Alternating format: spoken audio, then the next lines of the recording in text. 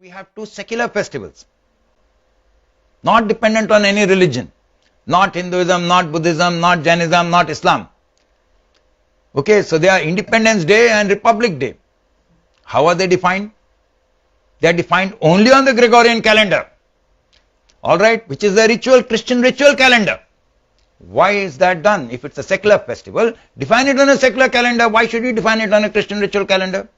Doesn't make any sense to me. Either you say we don't want secularism or you say we want secularism, make it secular. Just making it Christian doesn't make it secular. That's a wrong concept that everything Western is secular. Mind of Western man was dominated by the church. Can you tell your date of birth on the Indian calendar? You don't know, you have no idea. So you can't tell the Indian holidays. How do you determine when is Diwali, when is Holi? You don't know, somebody has to tell you. It doesn't come naturally. But if I ask you what's the date of Christmas, what's the date of New Year, you'll be able to tell me. Right? That's easy. So something which is part of your culture has been made so difficult for you that most people can't do it. That's what's called alienation. So Holi depends on Purnima, depends on the cycle of the moon. Diwali depends on Amavasya. Buddha Purnima, Mahavir Jayanti, these all depend on the lunar phases. They're movable on the Gregorian calendar.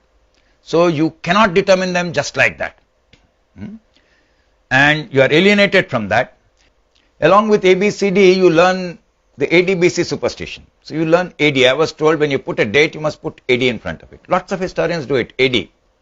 So if you say 1987 or something, you should say AD. What does AD mean? Anno Domini. And what does Anno Domini mean? The dominion of Christ. And No. the reign of Christ. Year, Anno is year of our Lord. Alright? Year of our Lord. So who is your Lord? You're saying it, aren't you? You're saying it, year of my Lord. So who you're acknowledging Jesus as your Lord and Dominator. Alright? Similarly, when you say BC, so you say BC, when you are referring to old historical dates, you say BC. Why do you say BC? What does BC mean? Before Christ. Now what is Christ? You used that word earlier. Is it a surname for Jesus? It's not a surname, right? It's an appellation. And it means Savior. Alright? So you are admitting the Christian belief that Jesus is your Savior. He is your Lord and He is your Savior. With every date you state, so many times you have to state dates, you are making that acknowledgement. Let me give you an example. Suppose children were asked to repeat with every date they state. In the year of our Lord Ram, before our Savior Ram, you think it would be acceptable? Everybody will object. Why should you have to take the name of Ram just to state a date? So why should you have to take the name of Jesus just to state a date? At least for Ram you have a big book, describes all sorts of things that he did. You don't have anything like that. The story of Jesus is the story of Isi, is the story of Bacchus. That he was born of a virgin mother and died on the cross. It's an old story. But anyway, you should object to the AD-BC superstition. Why should? So Jesus is a myth, not a real historical figure. There is no evidence of any sort. I mean, there are these issues that some Roman historian wrote something about it and so on. That's a forgery. Didn't write about it. And you know this equation, 1,000 lies make a truth. And billions of people believe that there really was a Jesus because of this. And who was born at the beginning of the calendar. This is because of your bad education. You have been deliberately, certain things have been inculcated to make it very difficult for me to say what I want to say in neutral terms. So children don't ask questions, they are just taught. You say, okay, must be, you don't check. And so this shows how you get indoctrinated. You start believing in this, you start saying all this. This is just a simple example. So that is the aim of church education, and colonial education was church education when it came here. Came to India in 1857 in a big way. It was there from long back. The first college was started by Jesuits something around 1550, 1552. It was a school earlier. But in a big way, Presidency College also started around 1817, 1819, something like that. In a big way it came in 1857. At that time it was a church monopoly. And the church interest in education is to indoctrinate. That's what colonial education does. And the first thing it teaches you that everything you do at home is wrong. The clothes you wear, the language you speak. So in my school there was a rule, you must speak in English, otherwise you will be punished. You must wear the proper kinds of clothes, you must wear a tie. How you eat, you must eat with knife and fork. If you go to a public school, it's a very important thing that is taught. And what you eat? Oh, you are vegetarian, inferior. This is the whole thing, that you are inferior because of what you do. And you become superior only by imitating. That's the second lesson. The West is superior, so you must imitate the West in every way. In what clothes you wear, in what language you speak, in your beliefs. And in the calendar, we have taken that calendar claiming it to be superior. So this was the central teaching of church racist colonial history, that it glorified itself, taught superiority for trifling reasons. And why should you wear ties in India when it's very hot, for example? Doesn't make sense. It's contrary to common sense. So you do things which are contrary to common sense and feel superior. That's the idea of colonial education. All right? Western calendar. It is very strong evidence of persistent Western inferiority in mathematics and science. That is what it is evidence for. Persistent inferiority for centuries. Inability to understand basic things about mathematics and astronomy.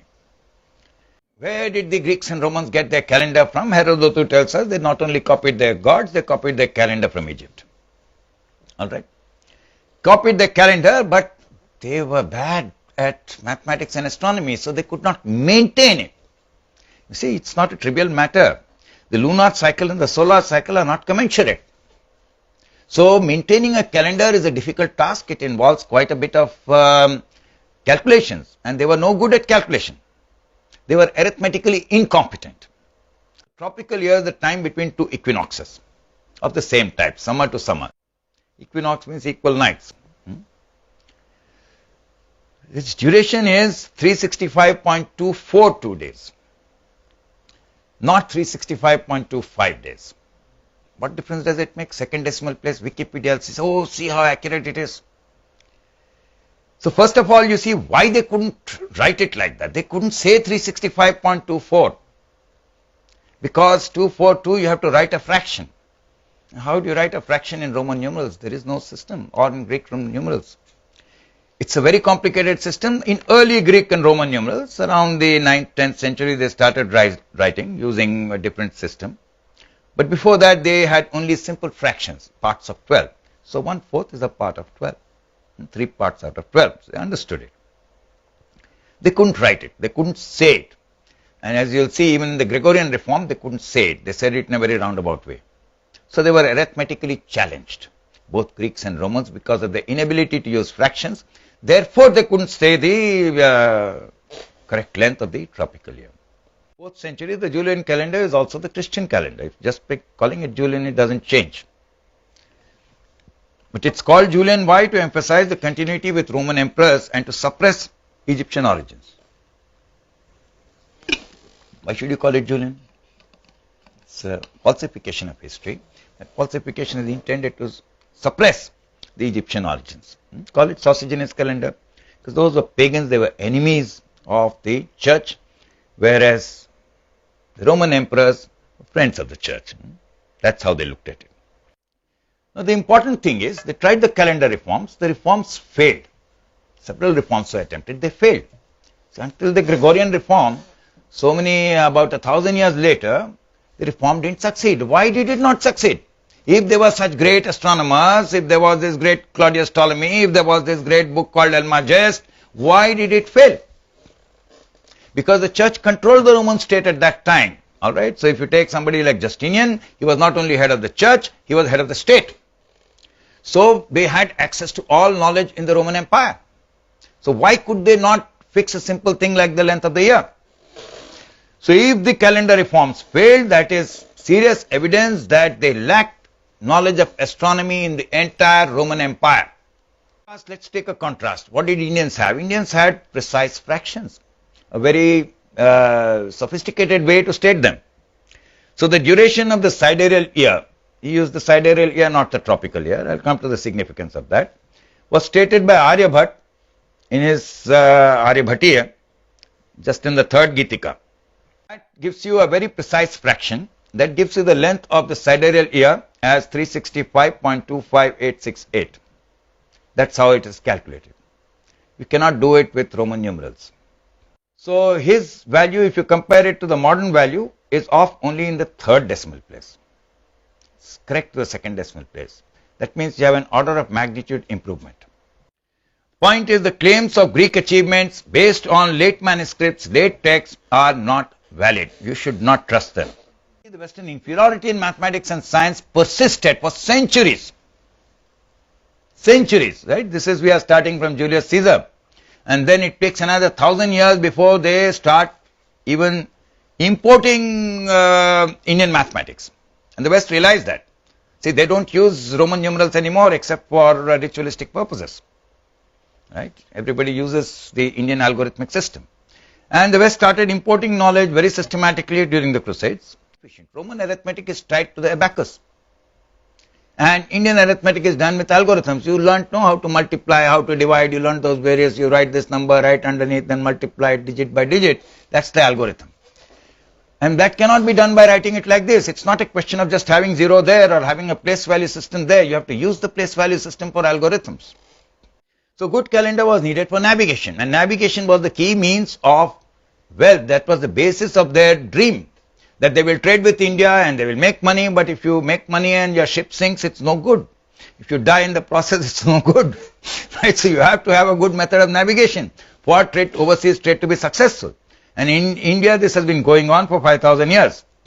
So what do? Why particularly a calendar? Because they did not even know how to determine latitude. All these people, they write stories about longitude, but basic thing is latitude. They could not determine latitude. Because how do you measure latitude in the daytime? You measure solar altitude at noon. But for that, you need to have a good calendar. If you don't know the right date of equinox, you cannot determine it. Your latitude will be off by 4 or 5 degrees. That's enough for you to die. That's too much of an error. So this is described in Bhaskar 1, Laghu Bhaskariya, how to do that. It's a very simple method. So the correct method of navigation was needed to determine latitude at sea, which needed the calendar reform. Vasco da Gama and Columbus did not know how to determine latitude. So you can see my book on that. Vasco da Gama came to India with the help of an Indian navigator called Kanak, whom he calls Kana. Alright, now I want to say, after the Gregorian reform, is everything alright? So yesterday was equinox. Okay, does it come on the same day? Will it always come on the same day? Does equinox always come on the same day? On this Gregorian calendar, it doesn't come on the same day. It goes on changing. So the length of the year, because its only purpose was to fix the date of Easter, not to fix the date of equinox, which is the natural thing. It was for a religious ritual. So it doesn't fix the date of equinox correctly, only on an average. So it fluctuates. Alright? Still doesn't come on, so it is still an erroneous calendar, despite the Gregorian reform. You should have equinox coming on a fixed date. So it's still faulty. Alright, so let me go on to the Indian calendar and tell you something about it in contrast. The Indian calendar has been in continuous use for a very long time, since the Rig Veda and the Vedanga Jyotish. Now this term Jyotish is not about astrology. I have a 15-year-old standing challenge to show me one single sentence about astrology in the Vedanga Jyotish. It's a scientific manual on timekeeping. It's only about timekeeping, and we know its date pretty precisely. At least from minus 1500 is the last count. So this was a public challenge made in front of the international press 15 years ago, that there is no astrology in the Vedanga Jyotish. So the Indian Panchang is a lunisolar calendar. It's not a lunar calendar. It's not that, people say, oh, solar calendar, lunar calendar. No, it's not like that. There is no dichotomy of that sort. It keeps track of both the sun and the moon. The month is right, always 30 days, and the year is right. We already saw that. So a month always has 30 tithis. How is that? Because the tithi is defined as the time it takes for the sun and moon to move apart by 12 degrees. So 12 into 30, 360. So after 30 tithis, it will come back. But a tithi is not a solar day. It is not a civil day. It's a lunar day. So converting one to the other, converting it to the Ahargan requires calculation. These calculations are all performed in a standard way in Indian text. But you have to keep that in mind. It's not a civil days. You can have a lupta tithi, you can have additional tithi and so on. Just as you can have intercalary months, because these months will not equal, 12 months will not give you a year, full year, so you have to have intercalary months, adhik mas. Now this Indian astronomy went far and wide. It went to Persia, it went to Arabs, it went to, though they have a lunar calendar, they had similar astronomical models. It went to China, Buddhists took it to China. So the point is, if there is similarity, it does not mean transmission from Greeks to Indians. That's a wrong inference. So you take the 12th century, it is transmission from India into the Greek text. That's an alternative hypothesis. You decide between the two on the strength of the evidence. Now that I have discussed elsewhere, I am not going into that. It was transmitted to a lot of places. The Egyptian calendar and the Maya calendar remarkably similar. Maya also had a day count. And the Indian scientific calendar begins with the Kali era, not your, which is minus 3102. The Maya calendar begins with minus 3112, 10 days and 5,000 years. That's no difference at all. Very insignificant difference. So this suggests that there was a common astronomical model being used. And that has not been studied. They say, oh, how could they go across the sea? If a fellow like Columbus with no knowledge of navigation could get across, why couldn't they get across when they had such good knowledge of navigation, they had such a good calendar, they had good knowledge of astronomy? Of course they should be able to get across. The Pacific Islanders could get across. It's absurd to say that they couldn't travel across, alright? So there would have been connections, and we'll look at that. I'm actually going to visit some of the Maya pyramids and so on and look at them myself. Anyway, let's get back to the Indian calendar. So the two key means of wealth production in India, because most of your activities relate to that, they were agriculture and overseas trade. So you have to relate this to that, and the successful practice of both required a good calendar to determine the rainy season and good knowledge of astronomy to build a good calendar and for celestial navigation. Alright, so for both of these things this was done, and that is why all these early cultures focus on astronomy. It's important for them, for agriculture and for overseas trade. And India was very wealthy in the past. Why did all these guys come? They came to make money. They were extremely poor. Alright, they were attracted to India attracted invaders like flies because there was so much wealth waiting to be picked. And that shows that whatever science and technology existed in India was successful. For overseas trade, for production, it was successful. Although Western historians don't admit it, and they talk all sorts of nonsense, for example, about the navigational instruments. Now I won't get into that. Just give you one simple example, size of the earth. So India is a vast country.